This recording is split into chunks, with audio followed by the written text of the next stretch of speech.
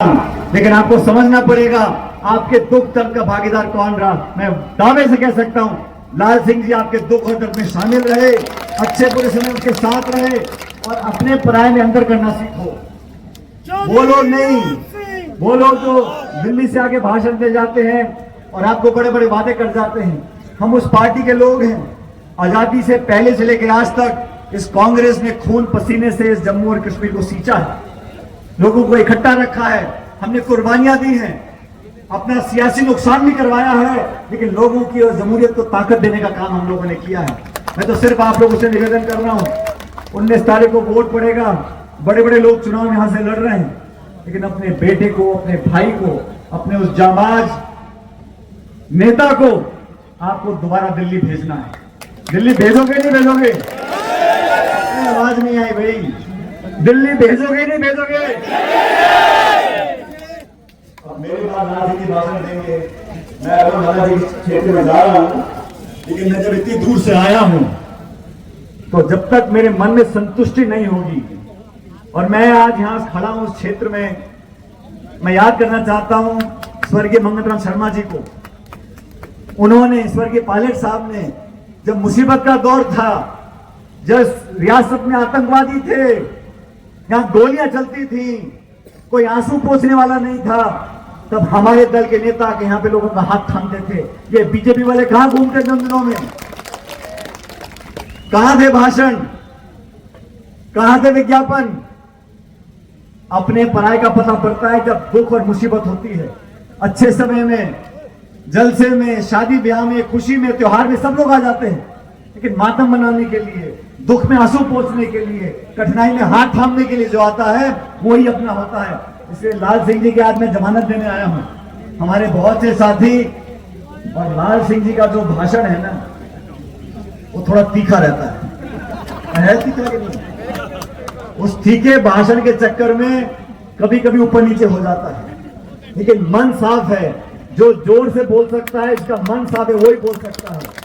जिसने कभी ईमानदारी का दामन नहीं छोड़ा हो, जिसने कभी जनता के बीच से अपने आप को अलग नहीं रखा हो, सत्ता में हो, विपक्ष में हो, आपके हर दुख दर्द में आपके बीच में शामिल रहा हो, ऐसे व्यक्ति को जिताकर भेजो तो आपकी आन बान शान दिल्ली में जाकर बने। मैं आपका वादा लेने आपसे आया हूं, और आप सब लोगों का प्यार जो मुझे, मेरे परिवार को दिया है आप लोगों ने दशकों से, मैं उसका जीवन भर आभारी रहूंगा। आप लोगों ने जो स्नेह और आशीर्वाद दिया है वो मेरे जहन में हमेशा रहेगा।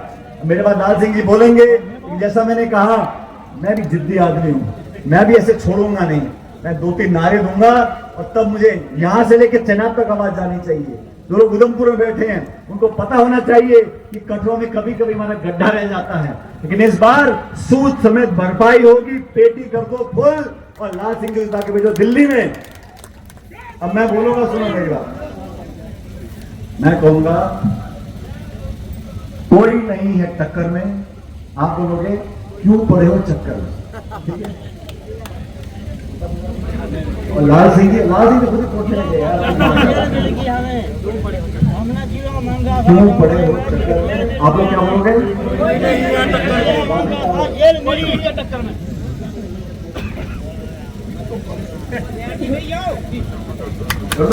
पक्का कोई नहीं है टक्कर में, आवाज नहीं आई, कोई नहीं है टक्कर में,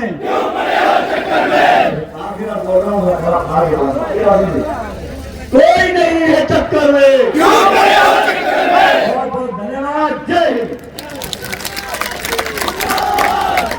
धन्यवाद। और मैंने पूछा भाभी से, मैंने कहा भाई लाल सिंह जी कहाँ हैं? कहती है सचिन जी उनको चलने का बहुत शौक है, वो पैदल चलते हुए आ रहे हैं। तो जब लाल सिंह जी यहाँ पर आए तो मैंने कहा भाभी आप तो झूठ बोल रही थी, आपने कहा वो पैदल चल रहे हैं, वो तो कंधों में बैठ के आ रहे हैं यहाँ पर। तो लाल सिंह जी का एक अलग अंदाज है। लोकसभा में जब यहाँ से सांसद थे, मैं भी उस समय सांसद था, हम लोगों ने समय बहुत बताया लोकसभा के अंदर, और लाल सिंह जी का स्टाइल कुछ अलग ही है, मान लो आप लोग। इतना अलग है कि पार्लियामेंट के अंदर जो हमारे स्पीकर थे, जब वो लाल सिंह जी का नाम बुलाते तो बहुत डरते थे कि लाल सिंह ने बोलना शुरू किया तो कहां जाके खत्म करेगा पता नहीं किसी को।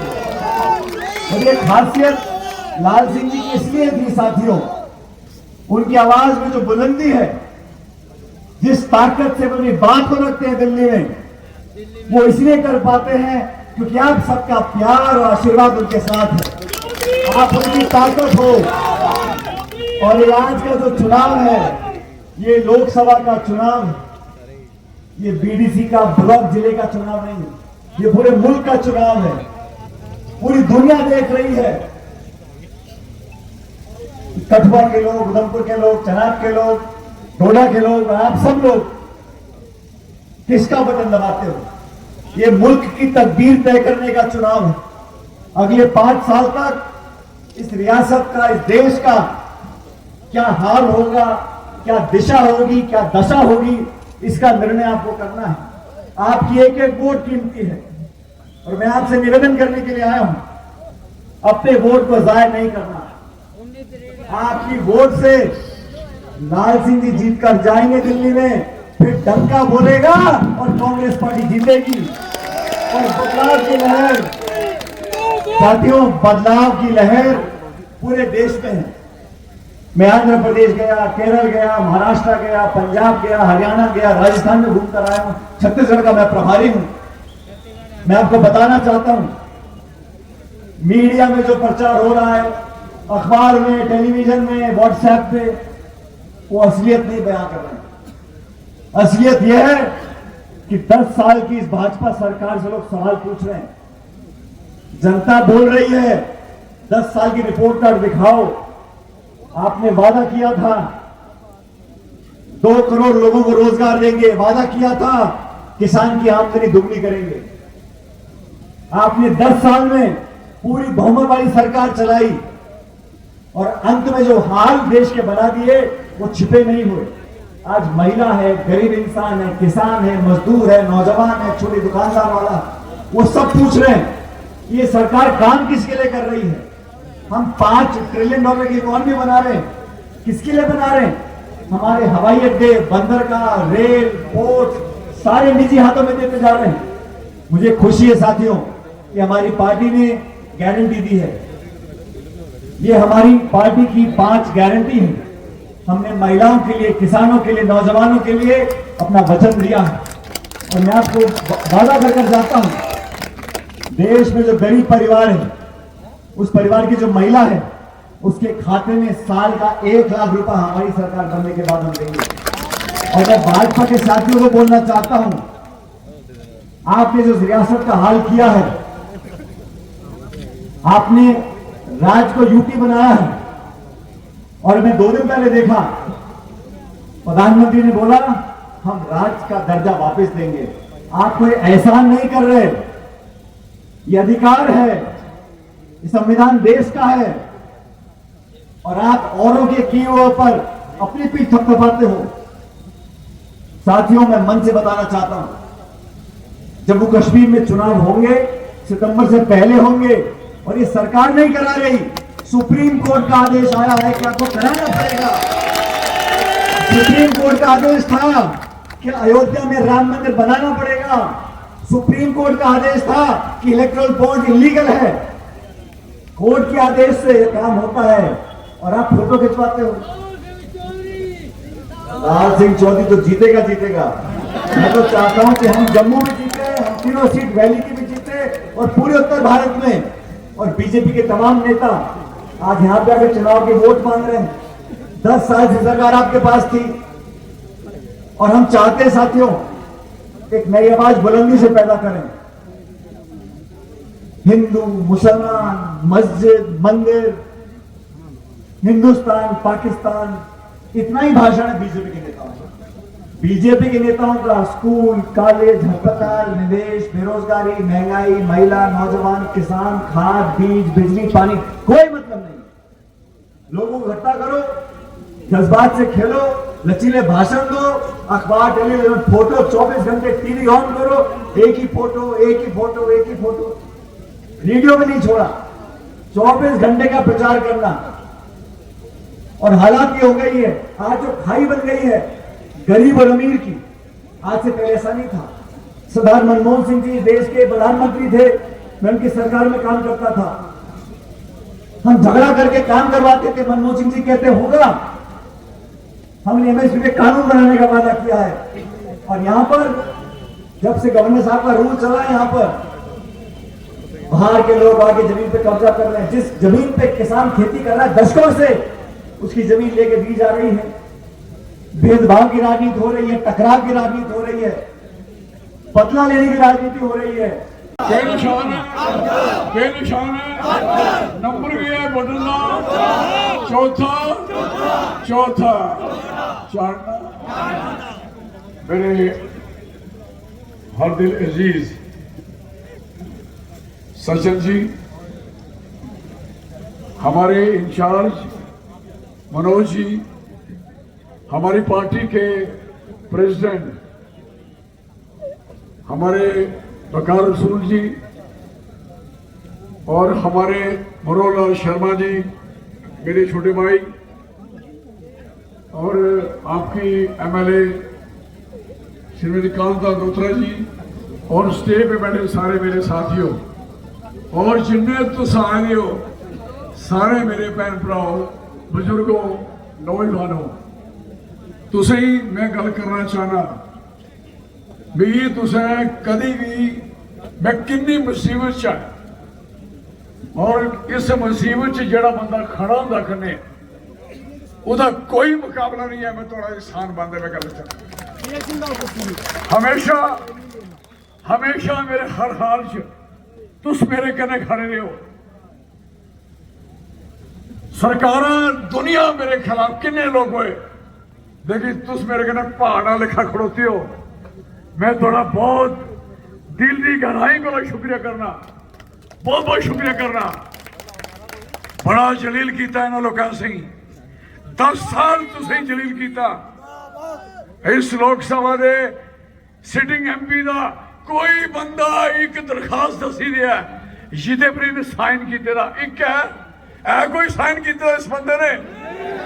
कोई एक बंदे की मिलिया, कोई एक गिरा गया, और कोई भी गल थोड़ी मुझे शेयर की थी ते इन्हें छड़ा टेबल बजाया 370 तोड़ी करना है। जमीना खोई लो।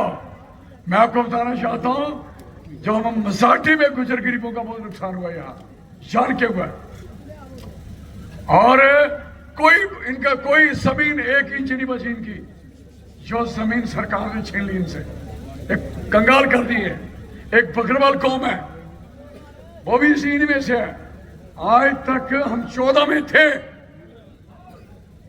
बकरवाल कोई खड़ा कर रहा है।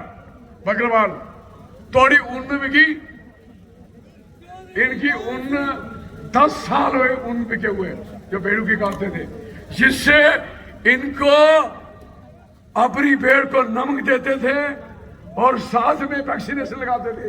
आज बुरी हालत है गरीबों की। I am sorry for that. ये हाल किया इन्होंने, किसानों की जमीनें छीनी, इनकी जमीनें छीनी, और फरूक क्या खाना मैं सुना ना, तू क्या गिलाना मैं भैया, तू सुना ना, तो मेरा गिलाने का मकसद ये है। Indian national Congress, Indian national Congress, Indian national Congress. हमारे बीच में हमारे प्रदेश प्रेसिडेंट जनाब बकार रसूल वाली जी पहुंच चुके हैं। तालियां बजाकर हाथ उठाकर इनका स्वागत करें जनाब बकार रसूल वाली साहब का। हमारे बीच पूर्व केंद्रीय मंत्री और हिंदुस्तान के युवाओं की आन बान शान सचिन पायलट जी हमारे मध्य में, तालियां भाइयों से स्वागत है। और हम सब लोग इंतजार कर रहे हैं चौधरी लाल सिंह जी का। Indian national Congress, Indian national Congress, Indian national Congress. हमारे बीच में हमारे प्रदेश प्रेसिडेंट जनाब बकार रसूल वाली जी पहुंच चुके हैं। तालियां बजाकर हाथ उठाकर इनका स्वागत करें जनाब बकार रसूल वाली साहब का। हमारे बीच पूर्व केंद्रीय मंत्री और हिंदुस्तान के युवाओं की आन बान शान सचिन पायलट जी हमारे मध्य में तालियां भाइयों से स्वागत है। और हम सब लोग इंतजार कर रहे हैं